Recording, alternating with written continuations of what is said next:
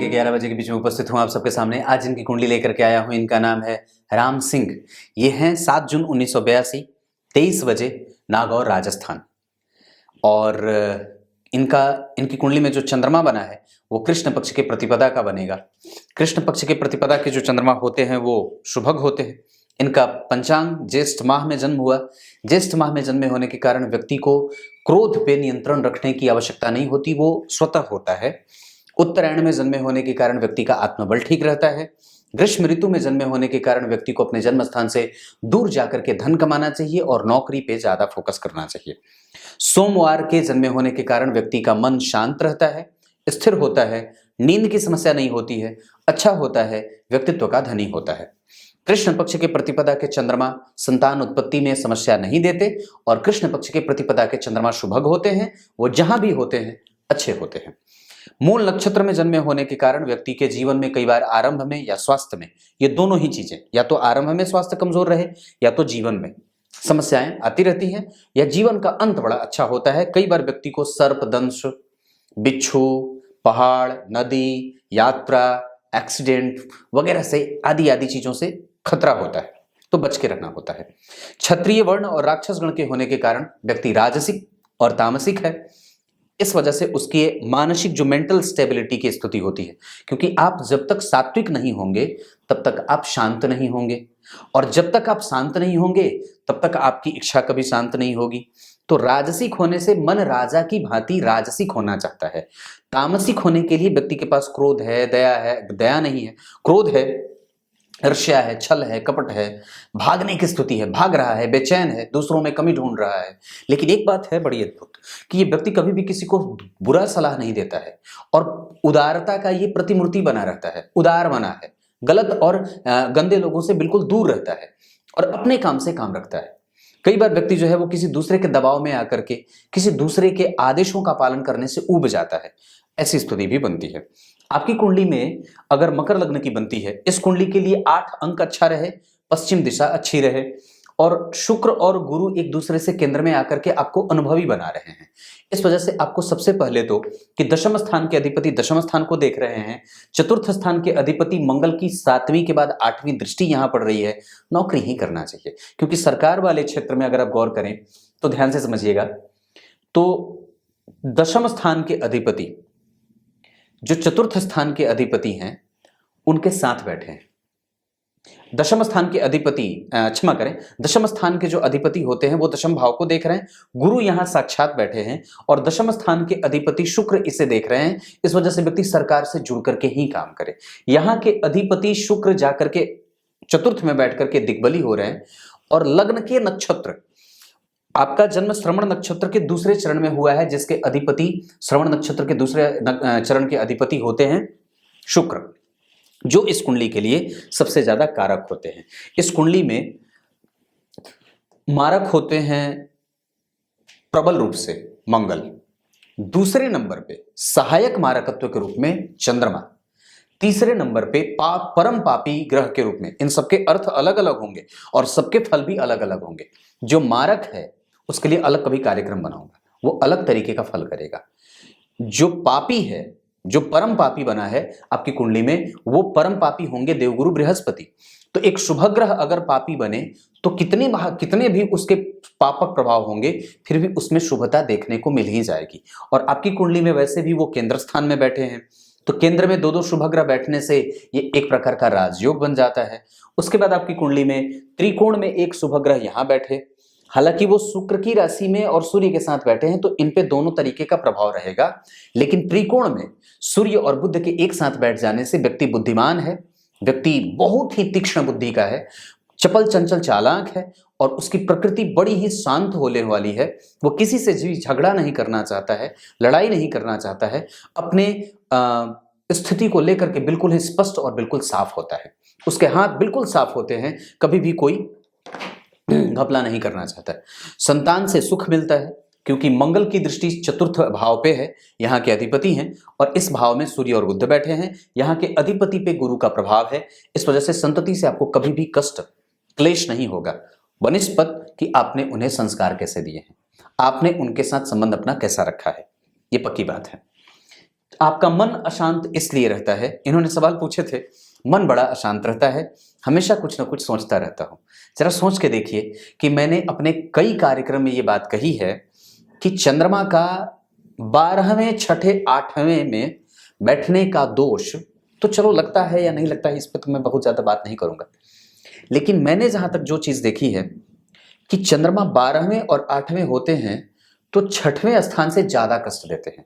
यहां पे चंद्रमा उतने कष्टदायक नहीं होते जितने यहां और यहां होते हैं। यहां पे कष्ट देते हैं, व्यक्ति को अनिद्रा की समस्या, व्यक्ति को कई तरीके से मानसिक चिंता, मन भ्रम में रहे, बेचैनी सी महसूस होती रहे, डर हमेशा सताता रहे, भविष्य को लेकर के व्यक्ति हमेशा ही उधेड़-बुन और ऊहा-पोह की स्थिति में रहे। तो अगर ये चीजें हो रही हैं तो निसंदेह घबराने जैसी कोई बात नहीं होनी चाहिए, क्योंकि ये आपकी कुंडली में ही है। अब आप इसके लिए अगर कोई उपाय करना चाहते हैं तो निसंदेह कोई उपाय नहीं है, बस आप इस चीज को जितनी जल्दी और जितनी यथार्थता की स्थिति के साथ समझ लेते हैं और कृष्ण की आराधना में अपना मन लगा देते हैं, वही बढ़िया होगा।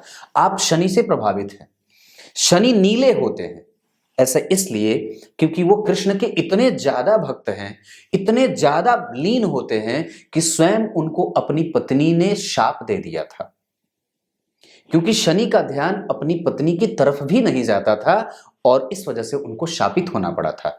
और स्वयं वो इतने नीले हो गए क्योंकि स्वयं वो भगवान के नील वर्ण के प्रतिमूर्ति बन गए।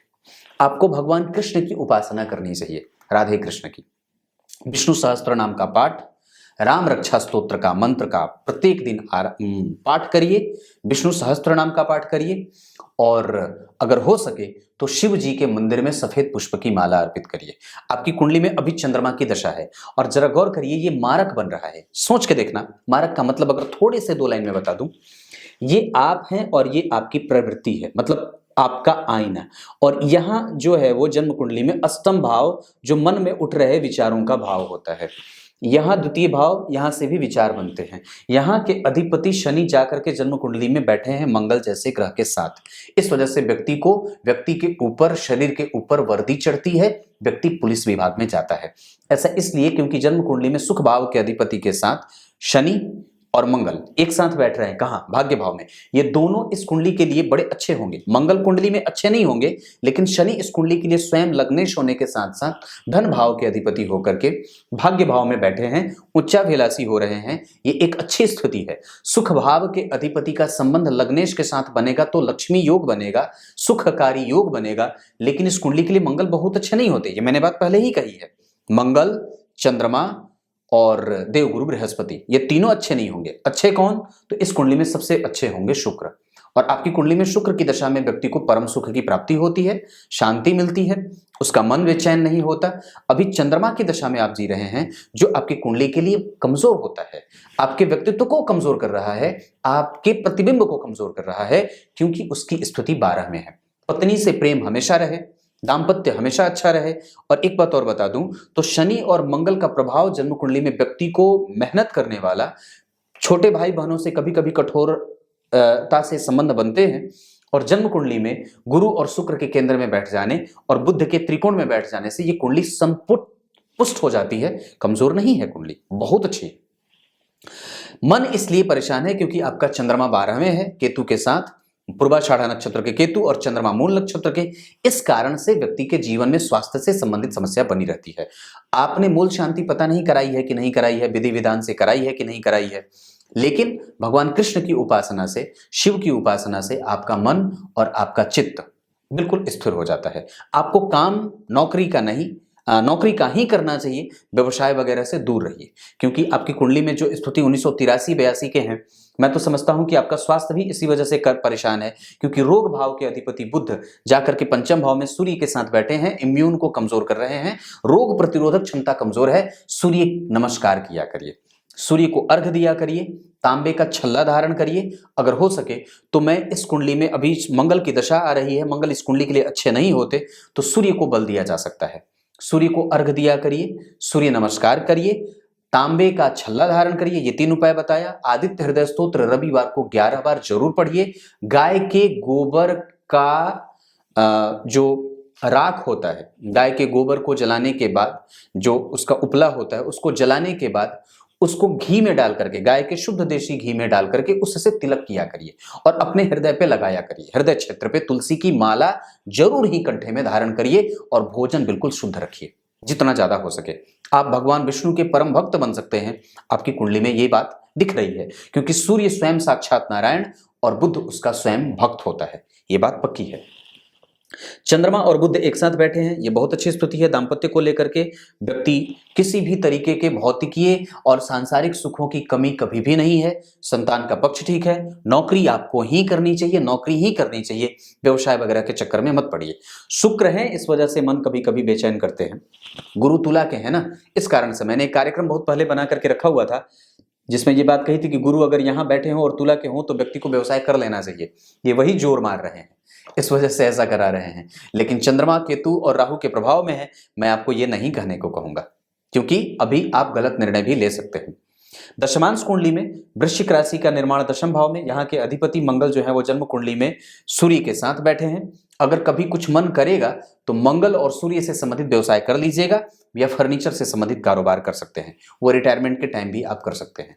लोहे से, स्टील से, केमिकल से, मैकेनिक्स, मशीनरी, मशीन आदि का जो इलेक्ट्रॉनिक पार्ट होता है, कोई गैरेज वगैरह खोलना हो तो भी आप खोल सकते हैं। आपकी कुंडली में ये स्थिति बनती है। आपका मन यहाँ भी बाहर है, यहाँ भी बाहर है, यहाँ भी बुध के साथ बैठा है। एक बड़ी अद्भुत बात बताता हूं। चंद्रमा यहाँ 12 में, यहाँ के अधिपति गुरु जो है वो तुला की राशि में है। गुरु यही कहते हैं कि हे परमात्मा, मेरी स्थिति कभी भी तुला का ना बनाना, और वो तुला के कारण ये अनुभवी जहां बनाते हैं वहीं पे आपके मनोविकारों को देने वाले भी बन रहे हैं। बुद्धिमान आप हैं, इसमें कोई संशय नहीं है। पुत्र संतति का और स्त्री संतति का सुख आपको मिलता रहेगा, इसमें कोई भी समस्या नहीं है। आपकी कुंडली में दिग्बली होकर के शुक्र हर जगह बैठे हैं, यहाँ भी और यहाँ भी शुक्र जो है वो नीच हो जा रहे हैं। इस कारण से कई बार कर्म क्षेत्र में अगर आप व्यवसाय करने उतरेंगे तो हो सकता है कि उसमें मशक्कत करनी पड़े या कई बार खाली बैठना पड़ता है। इस वजह से नौकरी ही करना चाहिए। आपको नींद की समस्या है, यहाँ का भाव शनि के साथ है इस कारण से, और दूसरा वो केतु चंद्रमा एक साथ, इस कारण से 12वां भाव ये नींद का, और यहाँ भी जरूर देखना होगा क्योंकि ये परम शांति का है। इस भाव के अधिपति अच्छे नहीं बैठे हैं और यहाँ के अधिपति अच्छे नहीं बैठे और यहाँ पे ग्रहण लगा, इस वजह से कई बार मन बेचैन सा रहता है। तो शिव जी की पूजा और सूर्य को अर्घ देने से इस चीज पे नियंत्रण किया जा सकता है। एक बात और बताता हूं, अगर हो सके तो सफेद वस्तु का दान किया करिए, सफेद वस्त्र पहना करिए, और अगर बहुत ज्यादा आवश्यक है कि बहुत ज्यादा परेशान है तो चीनी दान किया करिए। ये काम आप कर सकते हैं। शिव जी को दही सोमवार को अर्पित कर सकते हैं। अगर हो सके तो इस दशा काल में अपने आत्मबल को मजबूत बनाने के लिए प्रत्येक दिन 3 बार हनुमान चालीसा का पाठ और सूर्य के मंत्रों का जप, या आदित्य के जो मैंने कहा आदित्य हृदय स्तोत्र बताया है तो वही तो बताया, आदित्य हृदय स्तोत्र भी आप पढ़ सकते हैं। प्रत्येक रविवार को अनुष्ठानिक हो जाएगा वो, अगर उसे 11 बार पढ़ लेंगे तो दीपक जला करके ये काम कर सकते हैं। अब आपकी कुंडली में अगर षडबल की बात करता हूं तो शुक्र हर जगह से बलवान बने बैठे हैं। उनकी राशि बनी हुई है लग्न में और वो बढ़िया बैठे हैं दिग्बली होकर के, जहां चंद्रमा खुद उच्च के होकर के बैठे हैं। धन की स्थिति इस कुंडली में कभी भी समस्या में नहीं है। आपने जो धन दिए हैं दूसरे को, वो जिस दशा काल में दिया है आपने, उस दशा काल में दिया गया धन कभी भी वापस नहीं आता है। तो बहुत ज्यादा लंबी मशक्कत करनी पड़ेगी, चिरौरी करनी पड़ेगी। लेकिन आपकी कुंडली में शत्रुहंता योग लगा हुआ है, राहु यहाँ बैठे हैं मूल त्रिकोणस्थ होकर के, खराब नहीं है। राहु की मिथुन राशि अच्छी राशि होती है, जहां के अधिपति पंचम भाव में सूर्य के साथ बैठे हैं। ऐसी स्थिति में व्यक्ति को कई बार झगड़ा करना पड़ता है, तो देख लीजिएगा। मैं तो हालांकि नहीं कहूंगा कि आप झगड़ा करें, क्योंकि आपका चंद्रमा खुद ही कमजोर है और ऐसी स्थिति से बात बिगड़ ही जाती है। तो मैं समझता हूं कि उसको पुल्हा करके, चिकनी चुपड़ी बातें करके, उसको जितना ज्यादा हो सके अपना बना करके ही उससे पैसे निकालने होंगे। लेकिन जिस दशा काल में आपने पैसे दिए हैं, जो आपने वक्त बताया था, उस दशा काल के पैसे वापस नहीं आते, बड़े मुश्किल से आते।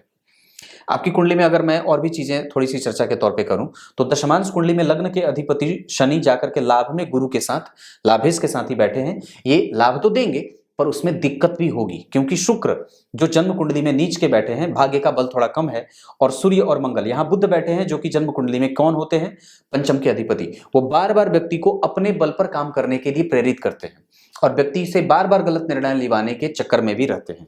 आप जरा गौर करिए तो चंद्रमा और बुध नवांश में एक दूसरे के साथ एक साथ बैठे हैं, इस वजह से भी व्यक्ति का जो निर्णय है वो गलत सिद्ध हो सकता है। हमें गंभीर निर्णय के पीछे भागना होगा, क्योंकि आप शनि से प्रभावित हैं। शनि गंभीर निर्णय लेने वाला ग्रह होता है, मंगल के साथ बैठा है, इस वजह से थोड़ी सी जल्दबाजी वो ले रहा है, पर ऐसा ना करिएगा। आप नौकरी ही चुपचाप करिए। मैंने कारण बताया, गुरु यहां बैठे हैं इस वजह से, और मन परेशान इस वजह से। आप अगर हो सके तो रात को सोते समय भी विष्णु सहस्त्र नाम का पाठ कर सकते हैं या श्रवण भी कर सकते हैं। राम रक्षा स्तोत्र प्रत्येक दिन सुबह में जरूर पढ़ लिया करिए। सूर्य नमस्कार, मैंने जो बातें बताई हैं उसको जरूर याद रखिएगा। तब तक के लिए बहुत बहुत नमस्कार।